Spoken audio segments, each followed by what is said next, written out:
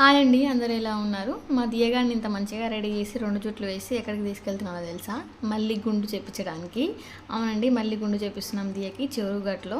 వేణు రావట్లేదు, నన్ను bus స్టాప్లో drop చేయడానికి వచ్చాడు. నేను, అత్తమ్మ, మావయ్య, మా అన్న ఇంకా మా అమ్మ కలిసి వెళ్తున్నాము చెరువుగట్టు. నేను డెలివరీ అయ్యేటప్పుడు మా అమ్మ ముక్కిందంట చెరువుగట్టులో తేవి గుండు చేపిస్తానని, అందుకే సెకండ్ టైం చేపిస్తున్నాము. అత్తమ్మ, అమ్మ, నేను చెరువుగట్టు దాకా బస్సులో వచ్చాము. మావయ్య, అన్నయ్య కలిసి బైక్స్ పైన వచ్చారు.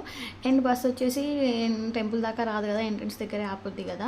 మళ్ళీ ఎంట్రెన్స్ నుంచి టెంపుల్ దాకా పై కొండ మీద దాకా బైక్స్ పైన వెళ్ళాము. ఫస్ట్ అయితే మామయ్య కార్ తెస్తాడు, కానీ లాస్ట్ మినిట్ లో కార్ క్యాన్సిల్ అయింది. సో అందుకే బస్కి వచ్చాము. అబ్బో, నల్గొండ బస్సులు చాలా స్లోగా వస్తున్నాయి. బస్సులోనే 1 అవర్ పట్టింది. మేము ఇంటి దగ్గర నుంచి 9కే బయలుదేరాము. టెంపుల్ దగ్గరకు వచ్చేసరికల్లా 1 అయింది. ఎల్లమ్మ టెంపుల్ దగ్గర బోనాలు తీసేవాళ్ళు డాన్స్ వేస్తుంటే మా దియ కూడా వేస్తుంది. ఫాస్ట్ ఫార్వర్డ్ లో పెట్టాను కదా, చాలా కామెడీగా అనిపిస్తుంది దాని డాన్స్ చూస్తుంటే. ఇంటి దగ్గర ఎంత మంచిగా రెడీ చేశానో అన్ని పీకేసుకుంది. ఇక్కడ దానికి ఒక ఫ్రెండ్ కలిసింది, సేమ్ ఏజ్, బాయ్ చెప్తుంది. మేము వచ్చేలోపు గుండు చేసేవాళ్ళు లంచ్కి వెళ్ళిపోయారంట. మళ్ళీ 3కి వస్తారంట. 2 అవర్స్ వెయిట్ చేయాలి మేము, అందుకే ఇక్కడ కూర్చున్నాము. గుండు చేయకుండా దర్శనానికి వెళ్ళకూడదంట. వెయిటింగ్ అంటేనే ఏడిపోతుంది నాకు. పార్ట్ 2 నెక్స్ట్ బ్లాగ్ లో చూడండి.